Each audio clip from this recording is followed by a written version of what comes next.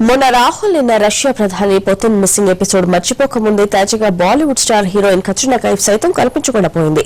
ఈమె missing issue social మీడియాలో హల్చల్ చేస్తోంది. దీనిపై ఫ్యాన్స్ ఆందోళన చెందగా ఇదంతా పబ్లిక్ స్టంట్ అంటున్నారు మరికొందరు. ఇంతకీ కత్రినా కైఫ్ ఏమైంది, ఎక్కడికి వెళ్లింది? తన అందచందాలు, నటనతో బాలీవుడ్ లో తనదైన ముద్ర వేసిన స్టార్ హీరోయిన్ కత్రినా కైఫ్ కనిపించకుండా పోయింది. సోమవారం ఉదయం నుంచి ఆమె కనిపించకుండా పోయింది.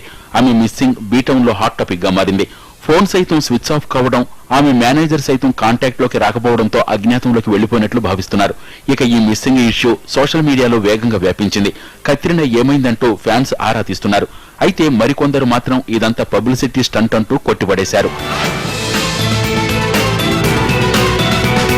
ఆమె మహారాష్ట్రలో ఉన్న రత్నగిరి గురించి అడిగినట్లు అక్కడి స్థానికులు చెబుతున్నారు. అంతేకాదు గూగుల్ మ్యాప్ లోనూ రత్నగిరి గురించి సెర్చ్ చేసినట్లు తెలుస్తోంది. ఆమె రత్నగిరికి ఎందుకు వెళ్లాలనుకున్నది తెలియడం లేదు.